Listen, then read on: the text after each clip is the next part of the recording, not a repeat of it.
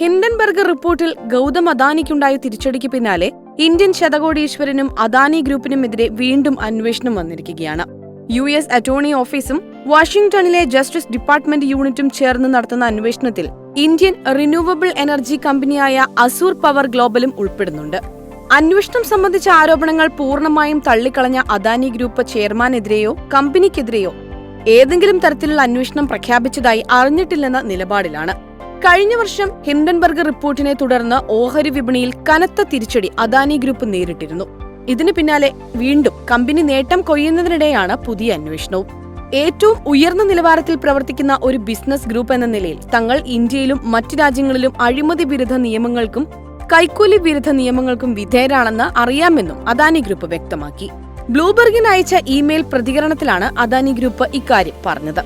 അതേസമയം Azure power ഗ്ലോബലും നീതിന്യായ വകുപ്പിന്റെ പ്രതിനിധികളും ഇക്കാര്യത്തിൽ പ്രതികരിക്കാൻ വിസമ്മതിച്ചതായും ബ്ലൂംസ്ബർഗ് റിപ്പോർട്ടിൽ പറയുന്നു.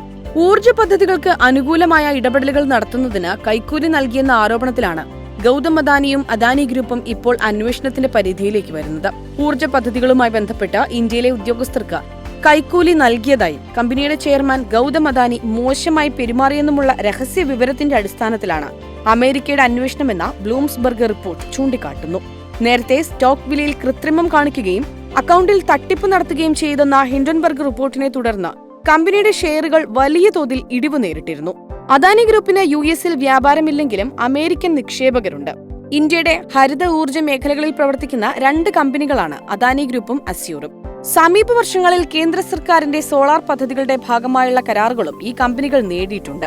അദാനിക്കെതിരെ തെളിവുകളുടെ അടിസ്ഥാനത്തിൽ പരാതികൾ ലഭിച്ചിട്ടില്ലെങ്കിലും വാക്കാലുള്ള പരാതിയുടെ അടിസ്ഥാനത്തിലാണ് അന്വേഷണം. ലഭ്യമായ തെളിവുകൾ ഇല്ലെങ്കിലും അമേരിക്കൻ നിക്ഷേപകരുമായോ വിപണികളുമായോ ബന്ധപ്പെട്ട വിദേശ അഴിമതി ആരോപണങ്ങളിൽ സ്വമേധയാ കേസെടുത്ത് അന്വേഷിക്കാൻ US നിയമം ഉദ്യോഗസ്ഥരെ അനുവദിക്കുന്നുണ്ട്. ഫോറിൻ കറപ്റ്റ് പ്രാക്ടീസ് ആക്ട് പ്രകാരമുള്ള ഈ അന്വേഷണങ്ങൾ വർഷങ്ങളെടുത്താകും പൂർത്തിയാക്കുന്നത്.